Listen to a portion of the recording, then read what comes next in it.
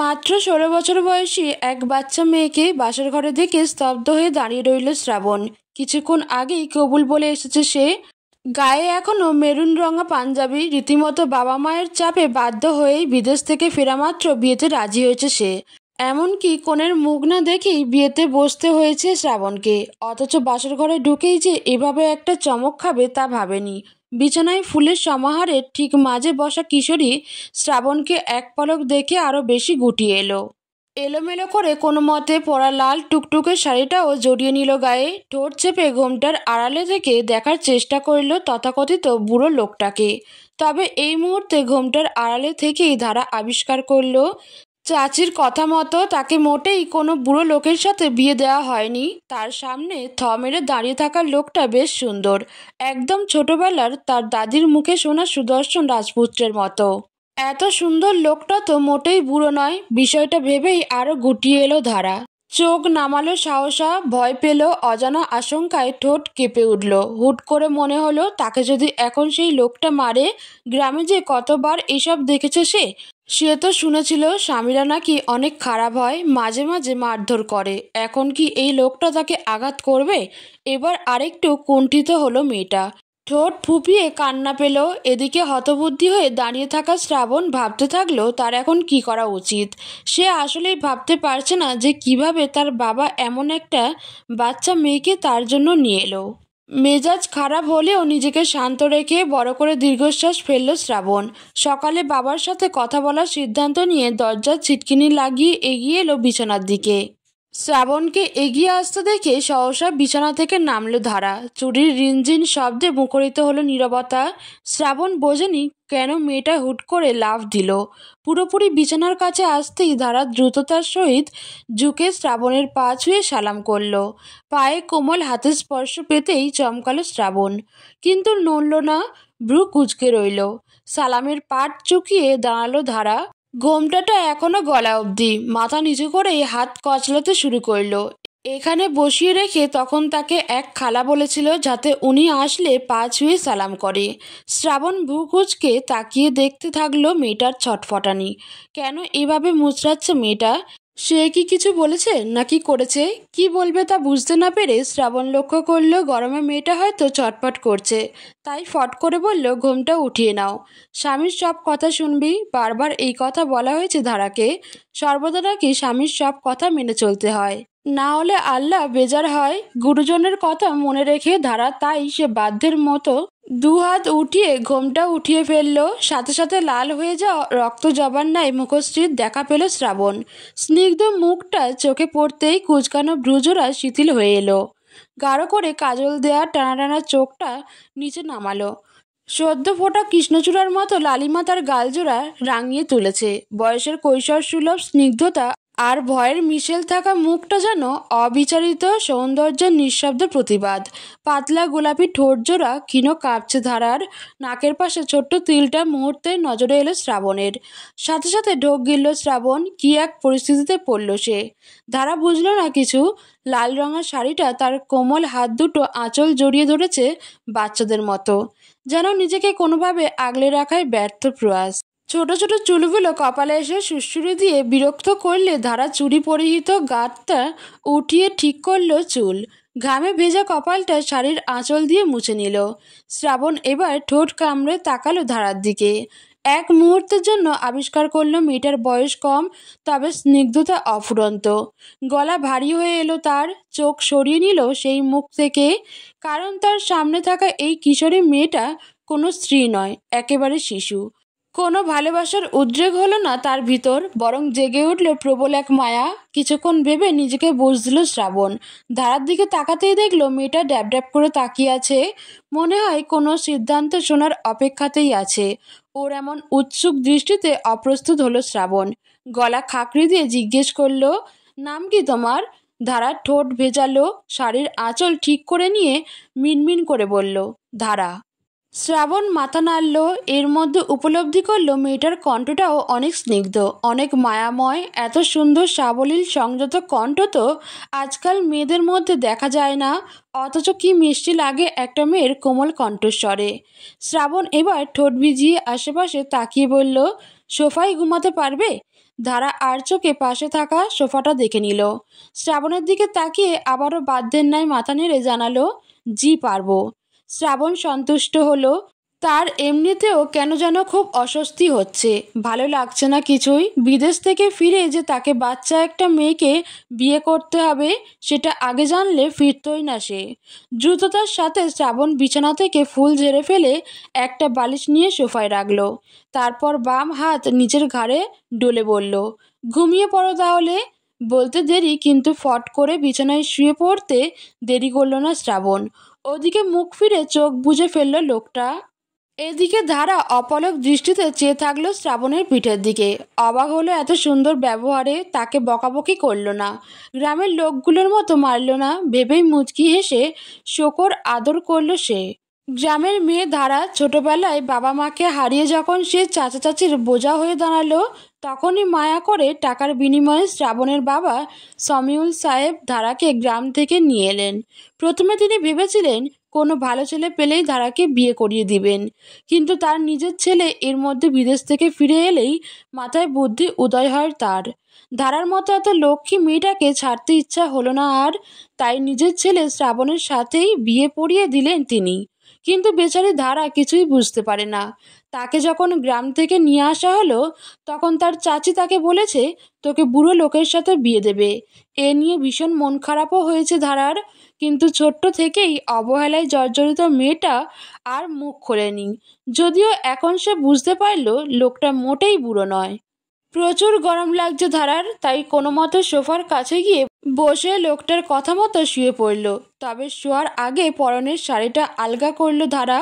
আগে কখনো এমন ভারী কাঁচের শাড়ি পরা হয়নি তার। খুবই অস্বস্তি লাগছিল এইভাবে থাকতে। ধারা শুয়ে পড়লেই হুট করে শ্রাবণের গুমট কণ্ঠ ভেসে আসলো, লাইট অফ করলে ভয় পাবে। সহসা চোখ ফেরালো ধারা, দেখলো লোকটা ওদিকে ফিরেই কথাটা বলছে। তাকে দেখছে না কেন কে জানে, কিন্তু কথাটা শুনে কিঞ্চিত হাসলো ধারা। সে শুনেছিল শহরের বড়লোকেরা আলো নিভিয়ে ঘুমায়, তাই সে ধীর কণ্ঠে আওড়ালো, আমি অন্ধকারে ভয় পাই না, আপনি আলো নিভিয়ে দিতে পারেন। এবার পিঠ ফিরিয়ে থাকা শ্রাবণ ওভাবেই ভ্রু কুচকালো। আজব তো, মেয়েটা কি একটু বেশি অদ্ভুত। কথাটা এমনভাবে বলল যেন অন্ধকার থেকেই অভ্যস্ত। অত কিছু ভাবার আর সময় পেল না শ্রাবণ। তীব্র মাথা যন্ত্রণায় আর এমন এক কাণ্ড হওয়ায় মেজাজ চরম খারাপ তার। এক লম্বা ঘুমের প্রয়োজন টের পেয়েই চট করে লাইট অফ করে চোখ বুজল শ্রাবণ। আপাতত সবকিছু ভুলে গিয়ে আরাম করে ঘুমানোর আয়োজন করে ফেলল। অথচ অন্ধকারেই সেই আবছায়া লোকের পিঠটার দিকে তাকিয়ে রইল ধারা। লোকটা কেন তার দিকে পিঠ করে ঘুমিয়েছে, আবার এক বিছনাতেও ঘুমোতে দিল না কেন? তাকে কি অপছন্দ করছে? ঠোঁট ফুলিয়ে কান্না পেল ধারার। ভয় পেল একটু। ছোট থেকেই তো সে চাচা চাচির অত্যাচারে নির্মমভাবে জর্জরিত হয়ে এসেছে। এইসব কথা শুনে অনেকেই তাকে বলতো তার চাচা চাচি তাকে পছন্দ করে না বলেই তাকে মারধর করে। এখন কি এই লোকটাও তাকে মারধর করবে? চিন্তায় ভয়ে আতঙ্কে সারা রাত আর ঘুমোতে পারল না ধারা। প্রতিদিন খুব ভোরে ওঠা শ্রাবণের অভ্যাস, তাই বরাবরের মতো আজও ভোরের আলো ফুটতেই তার চোখ মেলতে শুরু করলো। কিছুক্ষণ ঘুমের রেশ কাটিয়ে উপর হয়ে শুলো সে। এরপর ধীর গতিতে চোখ জোড়া খুলতেই দেখতে পেল এক মনোহর দৃশ্য। জানলার ফাঁক গলে আসা ভোরের ক্ষীণ আলোতে ফুটন্ত এক কিশোরীর মুখশ্রী স্নিগ্ধতার সাথে আলো ছড়াচ্ছে। এক সেকেন্ডের জন্য কিছু বুঝল না শ্রাবণ। খানিক সময় পরেই তার সব কিছু মনে পড়ল। তার মনে পড়তেই তৎক্ষণাৎ দীর্ঘশ্বাস ছাড়ল শ্রাবণ। আবারও মনে মনে অসন্তুষ্ট হলো বাবা মায়ের উপর। কি দরকার ছিল এত ছোট্ট একটা মেয়েকে তার সাথে বিয়ে দেওয়ার? চোখ বুজে এসব চিন্তায় কায়েল হলে আবারও চোখ মেলে তাকালো শ্রাবণ। গভীর দৃষ্টি ফেলল সোফায় কোনো মতে ঘুমোতে থাকা ধারার দিকে। ধারার গালে পড়ে থাকা এক গোছা এলোমেলো চুল নিঃশ্বাসের সাথে হালকা দোল খাচ্ছে। ঠোঁট জোড়া আতকোলা, নিঃশব্দ নিঃশ্বাসটা টের পাচ্ছে শ্রাবণ। সে আরও দেখল মেয়েটার চোখ বন্ধ থাকার পরও সেই কাজলে ঘেরা পাপড়িগুলো মনে করিয়ে দিচ্ছে গতরাতের থমথমে নীরবতা। শ্রাবণ গতরাতে তাদের মধ্যে হওয়া কথোপকথন মনে করল আর বুঝলো মেয়েটা অনেক সহজ সরল, নইলে এক কথাতে সোফাতে শুতে রাজি হবে কেন? আজ শ্রাবণের অদ্ভুত আচরণে অবাক হবেই বা কেন? ধারার তো পৃথিবীতে চেনার, জীবনের মানে বুঝার বয়স তার হয়নি, অথচ এখন সে তার স্ত্রী। কথাটা ভাবতেই বুকের ভেতর কিছু একটা ছটফট করে উঠল শ্রাবণের। এই যে বিয়ে, এই যে রাত, সব কিছুই যেন ধারার ওপর এক নির্মম বোঝা হয়ে চাপিয়ে দেওয়া হয়েছে। তবুও মেয়েটির মুখের প্রশান্তি দেখে শ্রাবণ একটু হালকা বোধ করলো। মনে হলো হয়তো মেয়েটা একটু স্বস্তিতে ঘুমাচ্ছে, অন্তত এখন। হয়তো এই মুহূর্তটা তার জীবনের সবচেয়ে নিরাপদ ঘুম। আর সেটা যদি হয় তবে সে কিছুটা সান্ত্বনা পেতে পারে। ধারা বেশ জড়সড় হয়ে সোফার দিকে ঘেঁষে ঘুমাচ্ছে। হয়তো আগে কখনো এমনভাবে এমন জায়গায় ঘুমায়নি। এক মুহূর্তের জন্য মায়া হলো শ্রাবণের। এইভাবে মেয়েটাকে সোফায় ঘুমাতে বলা কি অনুচিত ছিল? তারই বা কি করার? মেয়েটাকে বউ হিসেবে মানতে ইচ্ছা করছে না যে। শ্রাবণ নিঃশব্দে বসে উঠল, খুব ধীরে, যেন একটা পাতা নাড়ানোর শব্দও না হয়। তারপর চুপচাপ জানলার কাছে এসে দাঁড়ালো। চোখে তখন এক নতুন ভাবনার ছায়া। এই কিশোরী এখন আমার দায়িত্ব। আমি চাইলেও এখন আর নির্বিকার থাকতে পারি না। এখন আমার উচিত হবে তাকে আগলে রাখা, তাকে বড় হতে দেওয়া, সময়ের মতো ধীরে ধীরে। কিন্তু নরম ভোরের আলোয় দাঁড়িয়ে থাকা শ্রাবণ এই কিন্তুতেই আটকে গেল। জানলার ধারে দাঁড়িয়ে বাইরের আলোর রেখাটিকে চোখে মেখে নিতে চাইল। ভেতরের ধাঁধাটে ভাবনাগুলোকে স্পষ্ট করার চেষ্টা করল। কিন্তু যতই ভাবছিল মনের ভিতর ততই গুটিয়ে আসছিল এক অসম্পূর্ণ বাস্তবতা। এই মেয়েটা তার স্ত্রী, তার ঘরে, তার জীবনে। সে তাকে কোথায় দাঁড় করাবে? এই প্রশ্নগুলো ঘূর্ণির মতো তার মাথায় পাক খাচ্ছিল শ্রাবণের। বন্ধুদের মুখ ভেসে উঠল চোখে, তাদের হাসি, ব্যঙ্গ, অবিশ্বাস। তারা নিশ্চয়ই বলবে, তুই কিনা এক কিশোরী বিয়ে করে এনেছিস। কোনো মেয়ে ছিল না যে একেবারে স্কুল পড়ুয়া মেয়েটাকেই নিয়ে এলি? শ্রাবণের কপাল কুঁচকে উঠল, গলা শুকিয়ে গেল। মনে হলো শরীরের রক্ত যেন গলায় এসে জমাট বেঁধে আছে। ঘুমন্ত ধারার মুখের দিকে আরও একবার তাকালো শ্রাবণ। নিষ্পাপ মুখটা দেখে মায়া আর বিরক্তির মাঝে দুলতে লাগলো তার অনুভব। আমি কিভাবে এই মেয়েটাকে পাশে নিয়ে সমাজে দাঁড়াবো আমার পরিচিতি পরিসরে? এটা তো এক অদ্ভুত দৃশ্য হবে। কেবল হাসির খোরাক নয়, এক ধরনের অসম্মান। নিজেকে অদ্ভুত এক বেদনার মাঝে টেনে আনতে লাগলো শ্রাবণ। মনের কোণে রাগ জমছিল বাবার উপর, এই অবুঝ পরিস্থিতিটার উপর, এমনকি নিজের উপরও। তার মুখ শক্ত হয়ে এলো, চোয়াল আঁটসাঁট। একরকম আক্রোশে নিজের নিঃশ্বাস টেনে নিল সে। না, এটা ঠিক না। আমি এমন পরিস্থিতিতে নিজেকে ফেলিনি। এটা আমার বেছে নেওয়ার জীবন নয়। চোখ সরিয়ে নিয়ে এবার পেছনে তাকালো শ্রাবণ। সোফায় ঘুমিয়ে থাকা মেয়েটার দিকে নয়, বরং তার সঙ্গে জুড়ে দেওয়া এক অসমতল সম্পর্কের দিকে। তারপর মনে মনে একটা চূড়ান্ত সিদ্ধান্ত পৌঁছে গেল শ্রাবণ। সিদ্ধান্ত নিল সে এই মেয়েটার সাথে এক ঘরে স্বামী স্ত্রীর মতো থাকবে না। না পারবে ভালোবাসতে, না পারবে অধিকার ফলাতে। আলতো করে চোখ বুজে নিচু স্বরে বিড়বিড় করলো শ্রাবণ। মানুষ হিসেবে মায়া দেখানো যাবে, কিন্তু বউ হিসেবে কোনো অনুভূতি আসবে না এই মেয়ের উপর। শ্রাবণের বাবা সামিউল শেখ প্রাইমারি স্কুলের একজন প্রধান শিক্ষক। তিনি নিজের সততা, বিচক্ষণতা, মহানুভবতার কারণে পুরো এলাকায় বেশ সমাদৃত। খুব বেশি বড়লোক না হলেও পুরো পরিবার নিয়ে দুবেলা মাছ ভাত খাওয়ার মতো উপার্জন আছে তার। একমাত্র ছেলে শ্রাবণ ও স্ত্রী সালিমা বেগমের সাথে তিনি বেশ ভালোই আরামে আয়েশ করে দিন কাটান। সারাদিন স্কুল থেকে বিকেলে বাড়ি ফেরেন। এরকম করে বিকেলে তিনি বাড়ি ফিরে জানতে পারেন গ্রামে তার মামাতো বোন শিলা ক্যান্সারে মারা গিয়েছেন। ছোট থেকে খেলাধুলা করেন, একসাথে বড় হয়েছিল তারা। তাই ছোটবেলায় সেই খেলার সাথী সম্পর্কে মামাতো বোনের মৃত্যুর খবর পেয়ে তিনি ছুটে গিয়েছিলেন মোহনপুর গ্রামে। কিন্তু সেখানে গিয়ে তিনি আরও এক করুণ দৃশ্য দেখলেন। শিলার ভাতিজি ছিল ধারা, মানে শিলা ছিল ধারার ছোট চাচি। আর গ্রামে গিয়েই সামিউল সাহেব ধারাকে দেখে জানতে পারেন মেয়েটাকে তার এই বড় চাচা চাচি মারাত্মকভাবে অত্যাচার করে। ফুলের মতো স্নিগ্ধ এই মেয়েটাকে দেখে তিনি আবেগে আপ্লুত হন। নিজের কোনো মেয়ে নেই সামিউল সাহেবের, অথচ মনে মনে পুষে রাখা কন্যার বাবা হওয়ার লোভটা আবারও জেগে উঠল ধারাকে দেখে। তিনি ধারার চাচা চাচিকে প্রস্তাব দেন যে তিনি ধারার সমস্ত ভরণ পোষণের দায়িত্ব নিতে চান। অথচ ধারাকে দিয়ে বাড়ির কাজ করানো তার চাচি নাকচ করেন। শেষে বাধ্য হয়ে টাকার বিনিময়ে ধারাকে নিয়ে এগিয়েছিল সামিউল সাহেব। ধারাও ছোট থেকে অন্যের উপর নির্ভর করে চলে বলে কোনো আপত্তি করেনি। নিজেকে ভাসিয়ে দিয়েছে ভাগ্যের সমুদ্রে। আর শহরে আসার পর শ্রাবণের দেশে আসার খবর শুনেই সামিউল সাহেবের মাথায় দারুণ বুদ্ধি জেগে ওঠে। ধারাকে এমনিতেই মেয়ে হিসেবে ভীষণ পছন্দ হয়েছিল তার। তাই ছেলের বউ বানাতে এক বিন্দুও ভাবলেন না। ছেলে দেশে আসার সাথে সাথে ইমোশনাল ব্ল্যাকমেলও করে বিয়ে পড়িয়ে দিলেন।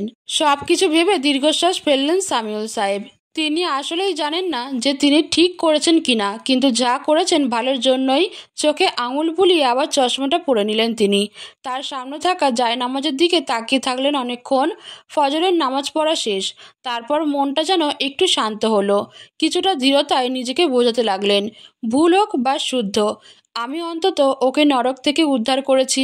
ছেলেটা যদি বুঝে, সময়ের সাথে যদি ধারা নিজের আত্মবিশ্বাস গড়ে তোলে, তবে এটা হয়তো ঠিক সিদ্ধান্তই হয়ে উঠবে।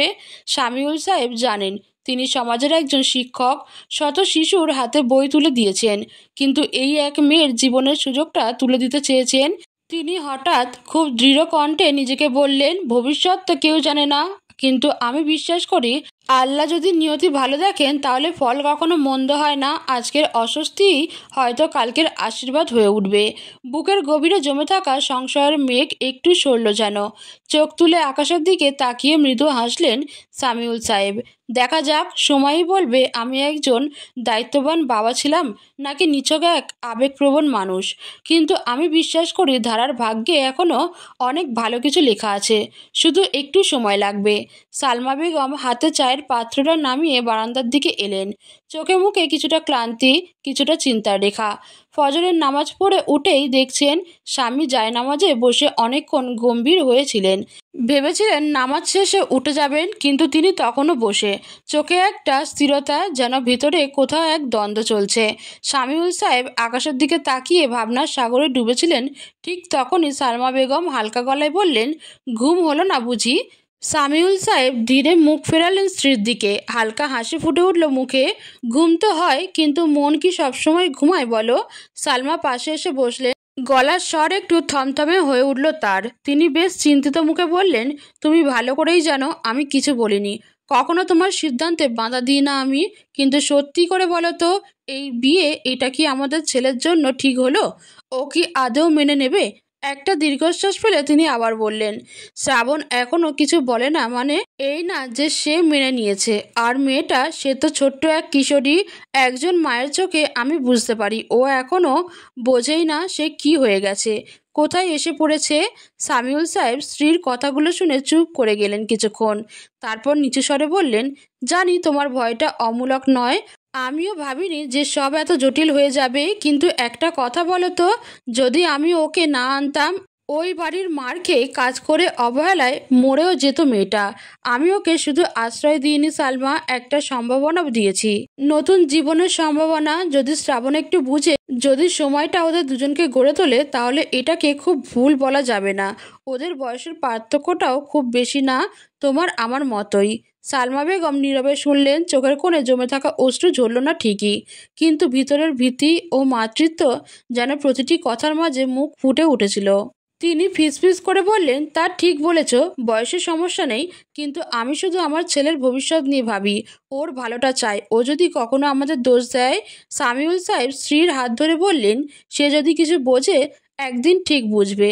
আমরা ওর ক্ষতি চাইনি। আমি নিজের আত্মজ সন্তানের জন্য যেমন ভাবি, ঠিক তেমনই ধারার জন্য আমার মন কাঁদে। মেয়েটা আমাদের ঘরের ছায়ায় থাক, বড় হোক, মানুষ হোক, এটাই চেয়েছি আমি। বাকি পথ আল্লাহ ঠিক করবেন। সালমা একটু হালকা হাসলেন, যদিও চিন্তার রেখাগুলো পুরোপুরি মুছে যায়নি। স্বামীর কথায় একটা দৃঢ়তা ছিল, সেই দৃঢ়তায় আবার একটু ভরসা খুঁজলেন তিনি। আচ্ছা, তোমার বিশ্বাস থাকলে আমিও রাখি, কিন্তু আল্লাহ যেন দুজনকেই বুঝ দেয়, একসাথে চলার শক্তি দেয়। সামিউল সাহেব মাথা নেড়ে বললেন, অবশ্যই, সময়ই সব প্রশ্নের উত্তর দেবে। ভোরের অন্ধকার মিলিয়ে গিয়ে পুরোপুরি সূর্যের দেখা মিলতেই পিটপিট করে চোখ মেলে তাকালো ধারা। সারা রাত এক ফোঁটা না ঘুমিয়ে ক্লান্তিতে রাতের শেষে তার চোখ লেগে এসেছিল। তাই বোধহয় এত দেরিতে ঘুম ভাঙল তার। আড়ামোড়া ভেঙে উঠে বসতেই তার চোখ ছানা পড়া। কিছুটা চমকে বুকে থুতু দিল ধারা। আয় হায়, এ কোথায় সে, কার ঘর এটা? চোখ ঘুরিয়ে চারপাশে তাকাতেই তার হৃদস্পন্দনটা একটু থেমে যেন আবার নতুন করে শুরু হলো। কয়েক সেকেন্ড স্তব্ধ হয়ে থাকার পর হঠাৎই রাতের দৃশ্যপট চোখের সামনে খেলা করতে লাগলো। মনে পড়ে গেল কার ঘর, কেন এখানে, কিভাবে সবকিছু মনে পড়তেই নিজেকে সামলে সোফায় সোজা হয়ে বসলো ধারা। তার এখন ঠিক কী করা উচিত ভেবে পেল না। নিজেকে গুছিয়ে সোফার এক কোণে চুপচাপ বসে গেল ধারা। কিন্তু এখন তার করণীয় কি? এই নীরব সকালে ভেতরে চলছিল একরাশ চিন্তার ঘূর্ণিপাক। ধারা যখন আকাশ পাতাল নিয়ে গভীর চিন্তায় মগ্ন, ঠিক তখনই খট করে বাথরুমের দরজা খোলার আওয়াজ পাওয়া গেল। ধারা সতর্কতার দৃষ্টিতে তাকাতেই চোখে পড়ল সদ্য গোসল সেরে বেরিয়ে আসা এক পুরুষ অবয়ব। প্রথমেই বিছানায় রাখা ফোনটা হাতে নিল সে, তারপর নিষ্ক্রিয় ভঙ্গিতে তোয়ালে দিয়ে মাথা মুছতে মুছতে ধীরে ধীরে ঘরের মধ্যে হেঁটে বেড়াতে লাগলো। এক হাতে তোয়ালে দিয়ে মাথা মুছতে শুরু করলো শ্রাবণ, আর অন্য হাতে মোবাইল ধরে কি যেন দেখছিল। সাদা ট্রাউজার পরা সেই শরীরের উপর কোনো পোশাক নেই, ভেজা গা থেকে গড়িয়ে পড়ছিল পানির কণা।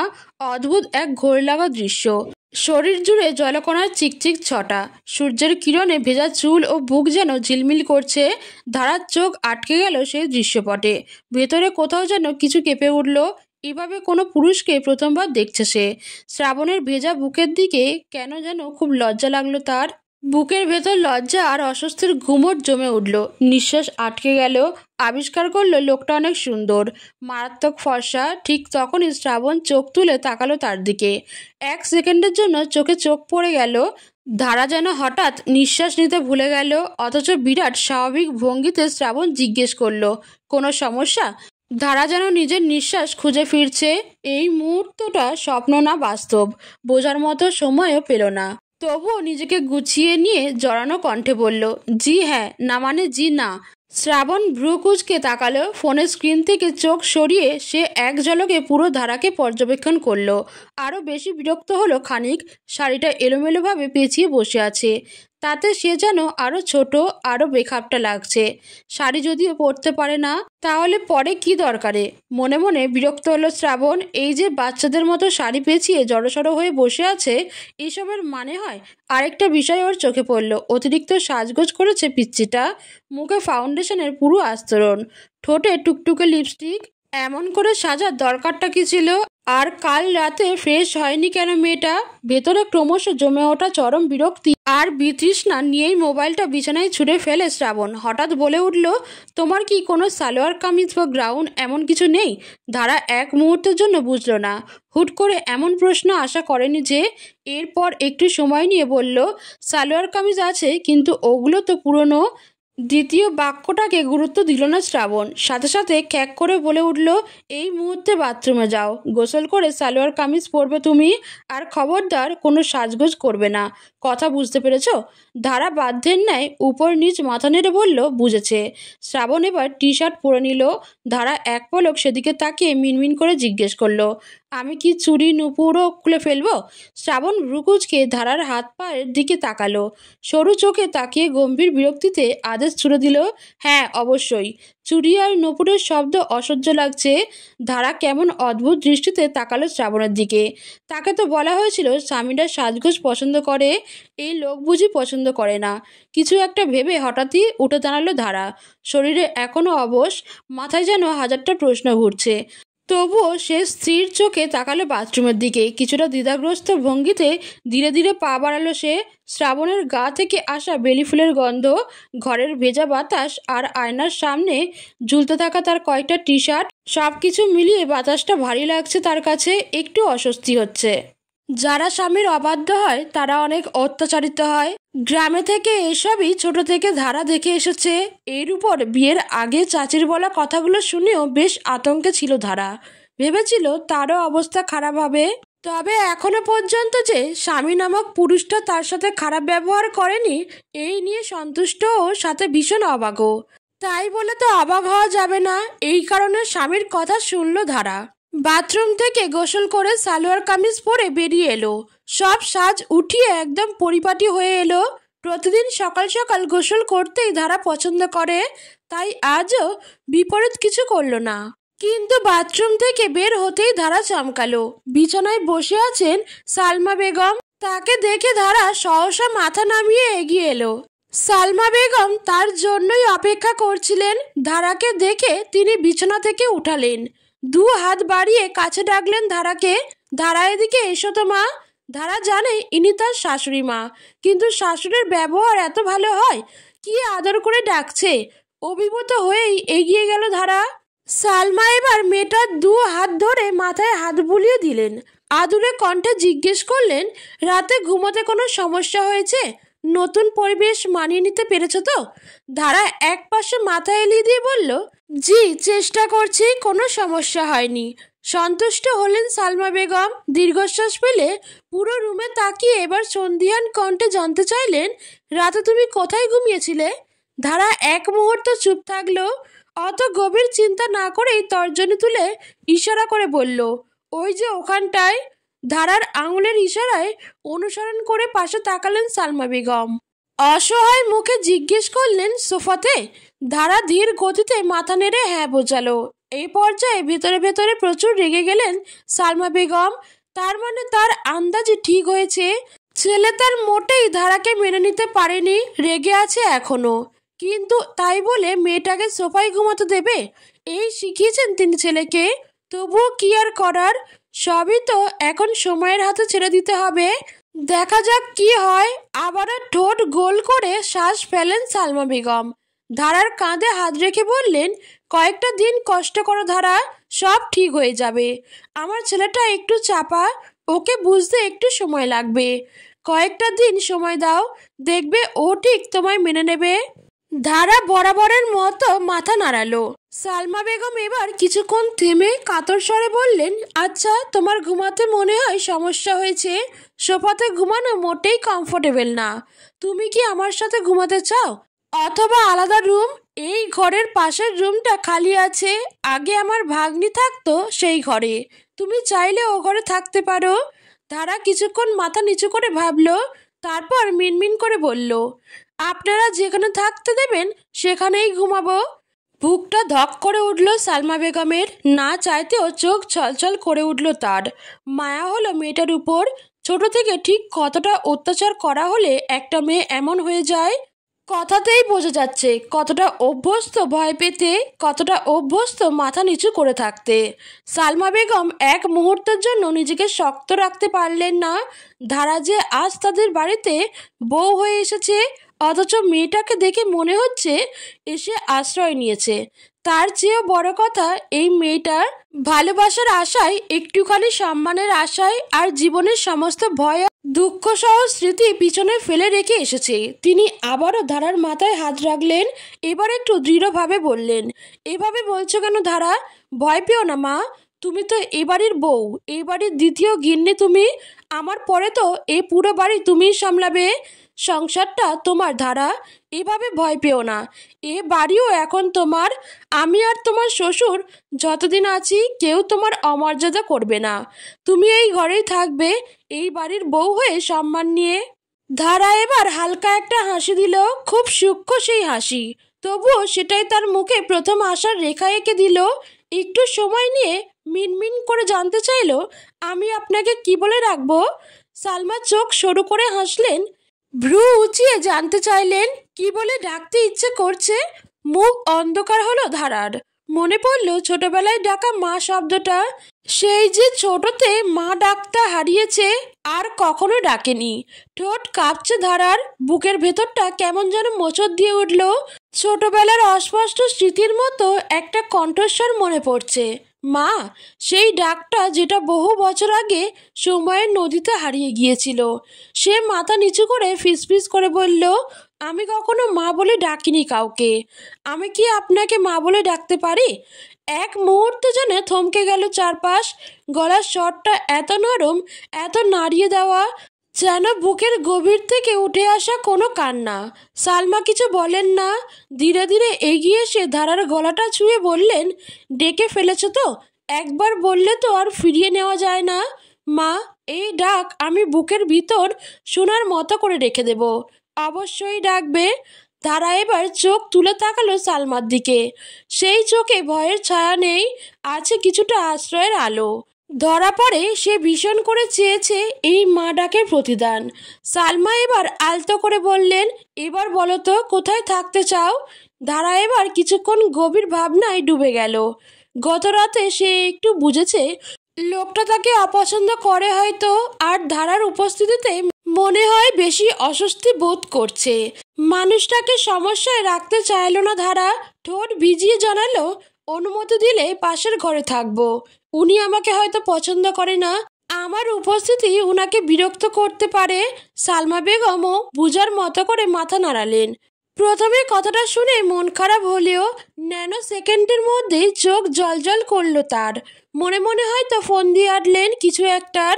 চোখ বুজে অনেকক্ষণ কিছু একটা ভেবে ফট করে বললেন, ঠিক আছে, তুমি দুপুরের পরই সব জিনিসপত্র নিয়ে পাশের ঘরে যেও, আমি ঘর পরিষ্কার করার ব্যবস্থা করে দেব।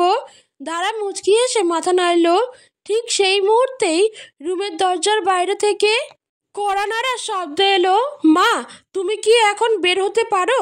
আমি অফিস যাব, দেরি হয়ে যাচ্ছে। শ্রাবণের কণ্ঠে কিছুটা তাড়া আর কিছুটা বিরক্তি মেশানো, কারণ তার মোটেই অফিসে গিয়ে কোনো কাজ করতে হবে না, তবুও যেতে হবে। কারণ স্বয়ং সামিউল শেখ শ্রাবণকে দেখে আসার সাথে সাথে চাচার বিজনেসে হাত লাগিয়ে দিয়েছেন, তাই দেশে থেকে তাকে বিজনেস সামলাতে হবে। শ্রাবণের কণ্ঠ পেয়ে সালমা বেগম ধারার দিকে তাকিয়ে চোখে ইশারা করলেন, ভয় পেতে নিষেধ করলেন। তারপর দরজার দিকে এগিয়ে গেলেন, খুলেই বললেন, হ্যাঁ যাচ্ছি তো বাপ, একটু অপেক্ষা কর, এত তাড়া কিসের তোর? শ্রাবণ দরজার পাশে দাঁড়িয়েছিল, গলায় ব্যাগ ঝুলানো, হাতে ফোন। মায়ের মুখের ভেতর অদ্ভুত কোমলতা দেখে থমকে গেল সে। ভেতরে চোখ ফেলতেই চোখ পড়ল ধারার সঙ্গে। ধারা এবার মাথা নিচু করল না, চুপচাপ শান্ত চোখে তাকিয়ে রইল তার দিকে। তবে এক মুহূর্তের জন্য সন্তুষ্টি হলো শ্রাবণ। মেয়েটা যে তার কথা শুনে সালোয়ার কামিজ পরেছে তা দেখে ভালো লাগলো। এই তো, এখন দেখেই ঠিক ষোড়শী মনে হচ্ছে, কত স্নিগ্ধ লাগছে। গত রাতে কেন যে এত সেজেছিল মেয়েটা তা এখনো ভেবে পায় না শ্রাবণ। এদিকে সালমা বেগম দরজা পুরো খুলে ধারাকে বললেন, যাও মা, তোমার শ্বশুর নিচে আছে, তোমার জন্যই অপেক্ষা করছে, একটু চাটা খেয়ে আসো, আমি ওর সঙ্গে কথা বলে নিচে আসছি। আর দুপুরে যেটা বললাম মনে রেখো। ধারা মাথা নেড়ে ধীর পায়ে বাইরে চলে গেল। নিচের দিকে যেতে যেতে ওর বুকের ভিতরটা ধুকধুক করতে লাগলো, যেন এক অজানা পথের সামনে দাঁড়িয়ে আছে, যার শেষ কোথায় জানে না। শ্রাবণ তখনও দাঁড়িয়ে ভ্রু কুঁচকে গুটি গুটি পায়ে চলা ধারার প্রস্থান দেখল। এরপর মায়ের মুখে প্রশ্ন ছুড়ে দিল, তুমি এতক্ষণ ওর সঙ্গে কথা বলছিলে?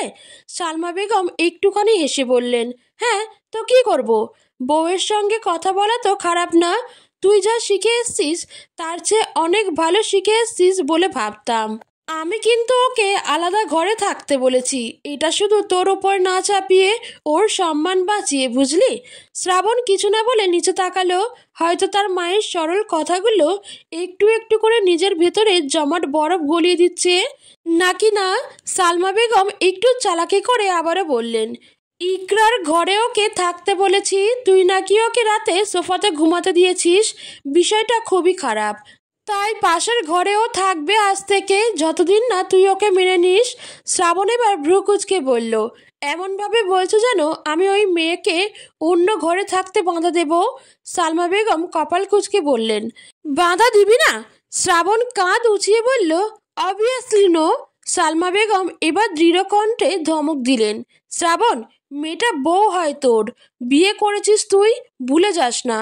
শ্রাবণ এবার চোখ বন্ধ করে ধাতস্থ হয়ে বলল, ও একটা বাচ্চা মা, বউ হওয়ার মতো বয়স না ওর।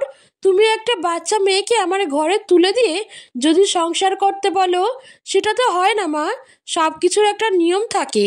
সালমা বেগম এবার গলা নামিয়ে শান্তভাবে বললেন, শ্রাবণ, আমি জানি তুই এখনো ক্ষুব্ধ, অবাক, বিরক্তি, এমনকি হয়তো রাগান্বিত, কিন্তু শোন, জীবন সবসময় আমাদের পছন্দ মতো চলে না, অনেক সময় অচেনা পথেই আমাদের হেঁটে যেতে হয়। আমি তোকে কোনো কিছু জোর করে করতে বলছি না, আমি শুধু বলছি ওই মেয়েটাকে মানুষ হিসেবে দেখ, ওর ভয়, ওর অসহায়তা একটু বোঝার চেষ্টা করে। ও এতিম শ্রাবণ, ওর চোখের দিকে একবার তাকিয়ে দেখিস, ও কতটা আতঙ্কিত, কতটা অসহায়। ওকে যদি তুই এভাবে অবহেলা করিস তাহলে তো, আর তোর বাবাকে এ বাড়িতে এনেছে স্বাভাবিক সুখী জীবন দেওয়ার জন্য, আর তুই এমন করবি বাবা?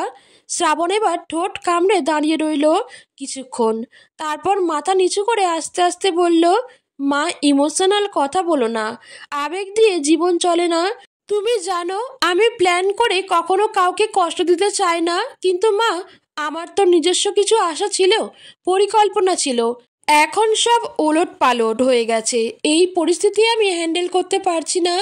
আমি ওই মেয়েকে নিয়ে কিভাবে পাবলিক প্লেসে দাঁড়িয়ে বলবো যে সে আমার স্ত্রী? আমার বন্ধুরাও হাসাহাসি করবে ওকে দেখে। সমাজে ওকে আমি কিভাবে? সালমা বেগম এবার একটু দূরে সরে গিয়ে শক্ত কণ্ঠে বললেন, সমাজ কি বলবে তাই নিয়ে ভাবিস? সমাজ তোর পাশে ছিল কবে?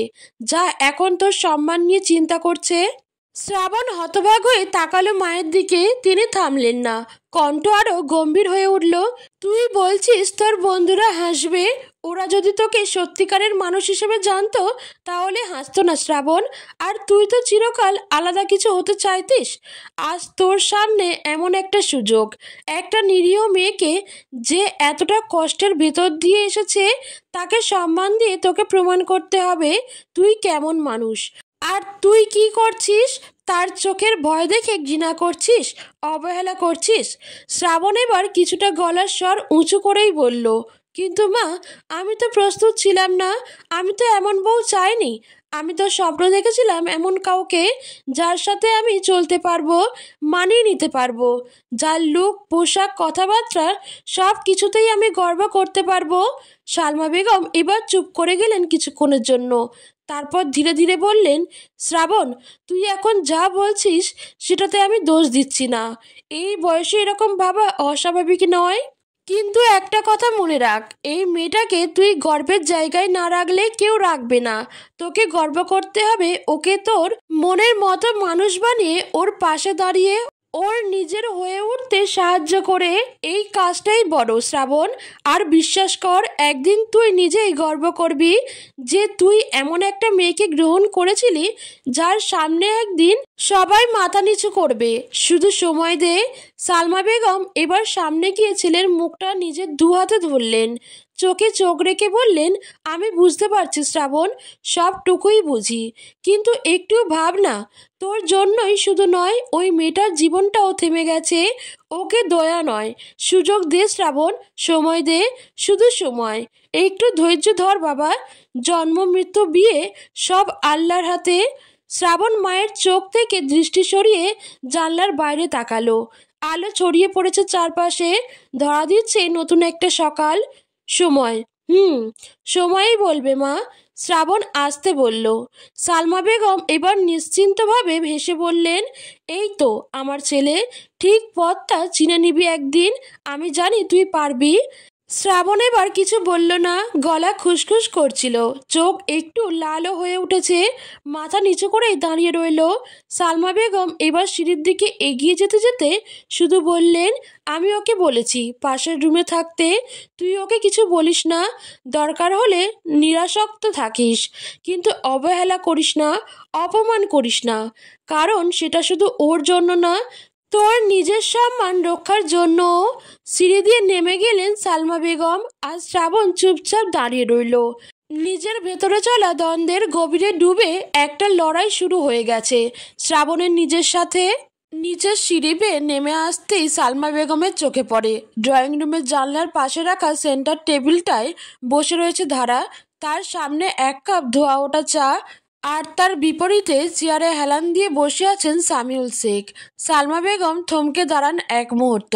তার চিরচেনা কঠোর মুখোপাবে কৌতূহল আর সামান্য আশ্চর্যের ছায়া খেলে যায়। দেখে কত সুন্দর লাগছে। আজ তার মনে হচ্ছে বাড়িটা পরিপূর্ণ, মেয়েটাও দেখতে কত মিষ্টি। সামিউল শেখ মৃদু হেসে জিজ্ঞেস করলেন, শ্রাবণ কি তোমার সাথে বাজে ব্যবহার করেছে? ধারা তৎক্ষণাৎ দুদিকে মাথা নেড়ে বলল, না না, একদম করেনি। সামিউল শেখ মাথা নেড়ে বললেন, ঠিক আছে, ছাগলটা তোমার সাথে বাজে ব্যবহার করলে আমায় বলবে, ঠিক আছে? ওর পিঠের চামড়া তুলে নেব আমি। ধারা ঠোঁট চেপে হেসে মাথা এলিয়ে বলল, জি আচ্ছা বাবা। ধারার মুখে বাবা ডাক শুনে প্রশান্তির বুকে ভরে উঠল সামিউল শেখের। অজান্তেই ঠোঁটের কোণে হাসি ফুটে উঠল। খুব শান্তি লাগছে তার। সালমা বেগম একটু দূরে দাঁড়িয়ে সেই দৃশ্যটাই দেখছিলেন। সামিউল শেখের মুখে প্রশান্তির হাসি, ধারার মুখে প্রথমবারের মতো প্রাণ খুলে বলা বাবা ডাক, এই এতটুকুই শব্দই যেন ঘরের আঙিনাটাই আলোকিত হয়ে উঠল।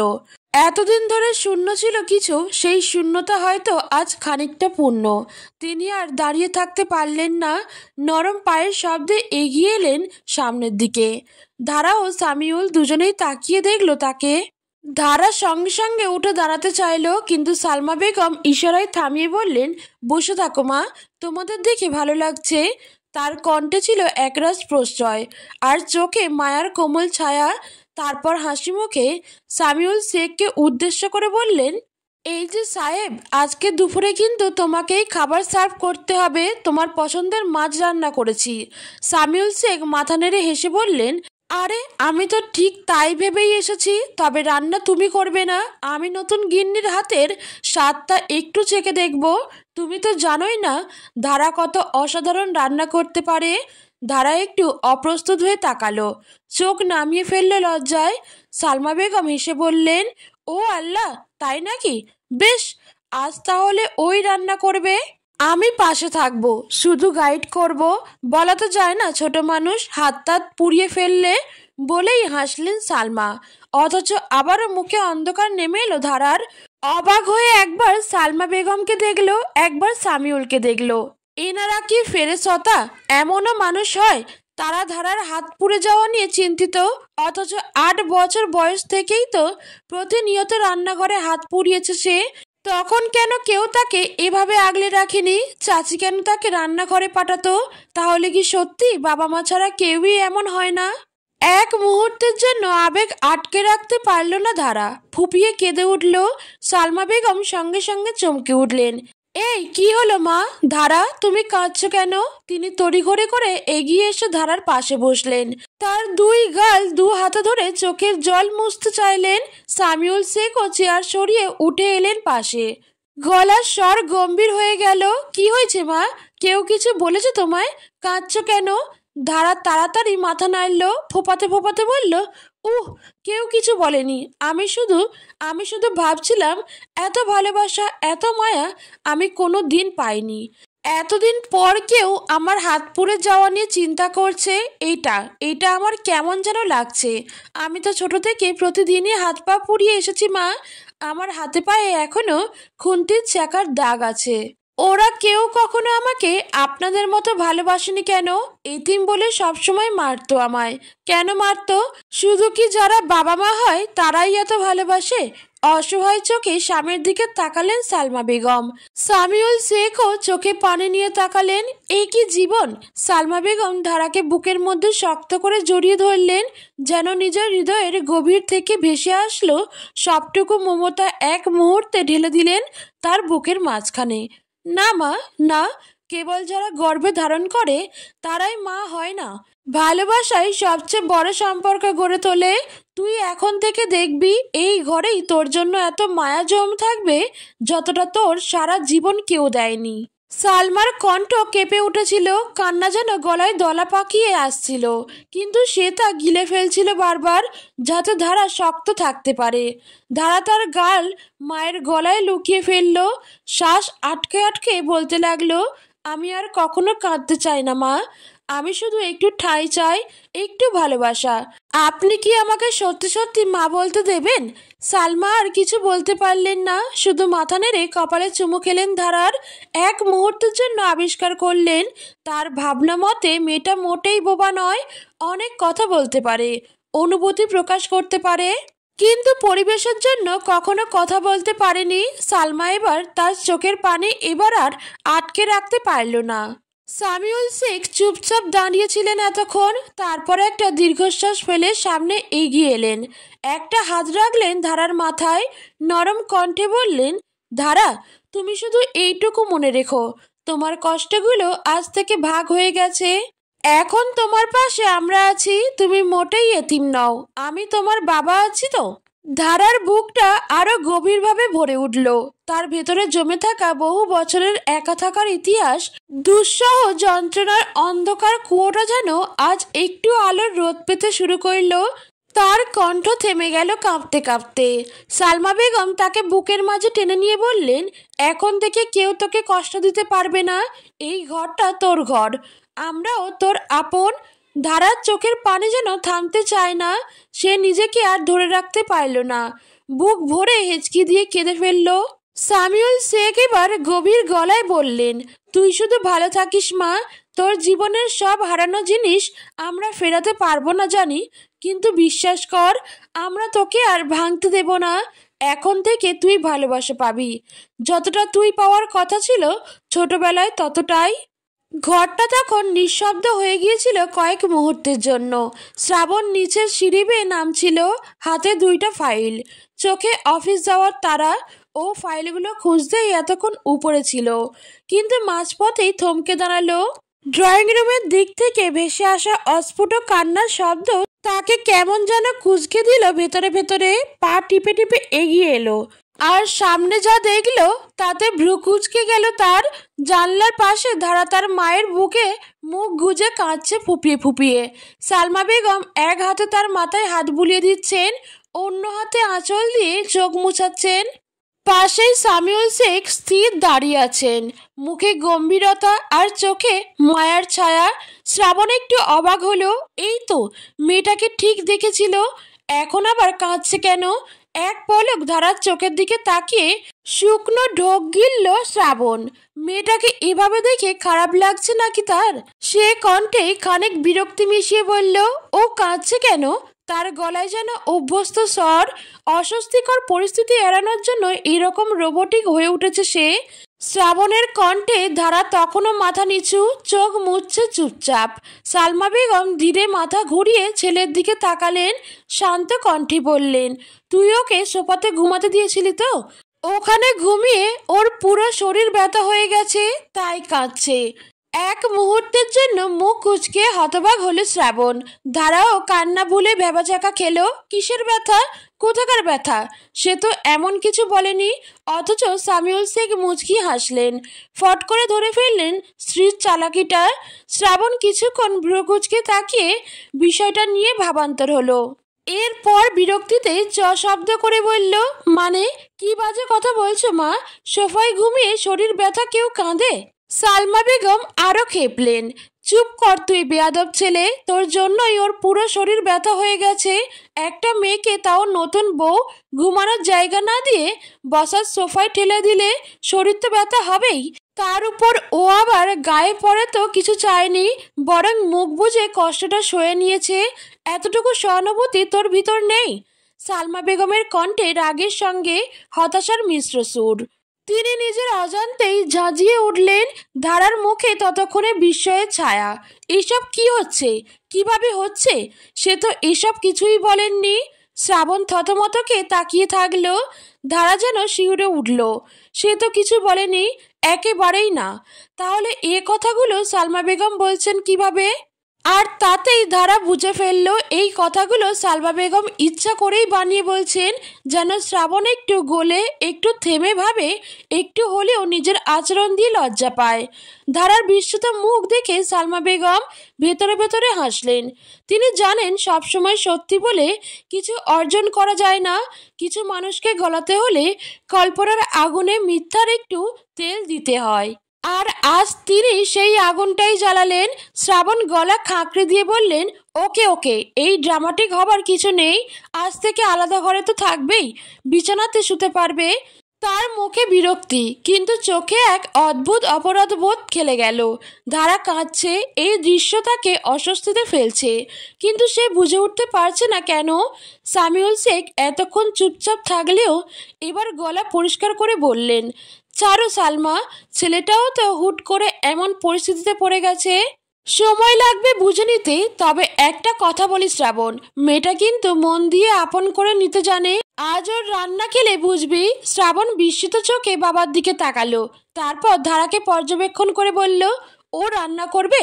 সালমা বেগম এবার মুখ টিপে হাসলেন, হ্যাঁ, তোর পছন্দের কিছু রান্না হবে আজ, নতুন বউয়ের হাতের। তুই অফিস থেকে ফিরে চেখে দেখিস। ধারা মাথা নিচু করে ফেললো, আর শ্রাবণ এবার অবাক চোখে তাকালো একবার তার দিকে। মেয়েটার চোখে এখনো পানি, কিন্তু মুখে সেই পুরনো অসহায়তা, আর আছে একটা টুকটুকে মনের আলগা হাসি। সে যেন বুঝেও কিছু বলল না, ধীরে পা বাড়ালো দরজার দিকে, কিন্তু যাবার আগে থমকে একবার পিছন ফিরে তাকালো মায়ের চোখে, তারপর বাবার মুখে। শেষমেশ স্ত্রীর দৃষ্টিতে তাকিয়ে রইল ধারার দিকে। ধারার চোখে এখনো পানি, কিন্তু সে দ্রুত মুখ ঘুরিয়ে নিল অন্যদিকে, নিজেকে লুকাতে চাইল যেন। শ্রাবণ গলা খাঁকড়ে দিয়ে বলল, আমি অফিস যাচ্ছি, দেরি হয়ে যাবে। তার কণ্ঠে এখন আর আগের কষ্টটুকু ছিল না, কিন্তু পুরোপুরি কোমলতাও নয়, একটা দ্বিধা, একটা অস্বস্তি। তারার দৃষ্টি তখন জানলার বাইরে, আলো এসে পড়েছে তার গালে। লোকটা কি তাকে উদ্দেশ্য করে বলল যে অফিস যাচ্ছে? বাইরে এসে শ্রাবণের ঠোঁটের কোণে একটু টান পড়ল, যেটা সে নিজেও বুঝে উঠল না। এবং ঠিক তখনই ঘরের বাতাসটা একটু হালকা হলো, আর সালমা বেগম ধীরে ধীরে বললেন, বরফ গলতে শুরু করেছে। সামিউল শেখ শুনতে পেয়ে জিজ্ঞেস করলেন, মানে? সালমা বেগম বাঁকা হেসে বললেন, তোমার ছেলেকে হাড়ে হাড়ে চিনি আমি, দেখলে না? সামান্য কান্না করতে দেখে কেমন করে থমকে দাঁড়ালো। কবুল শব্দের একটা টান আছে বুঝলে। তোমার ছেলের ওসব ঢং বেশি দিন চলবে না। আমি আরেকটু উস্কানি দেব দেখো। যেই ধারাকে আজ আমি পাশের ঘরে শিফট করব, সেই ধারাকে একদিন তোমার গুণধর ছেলে নিজে হাতে কোলে করে নিজের ঘরে নিয়ে যাবে। কথাটা মিলিয়ে দেখো, তোমাদের বংশ তো, রক্ত চেনা আছে আমার।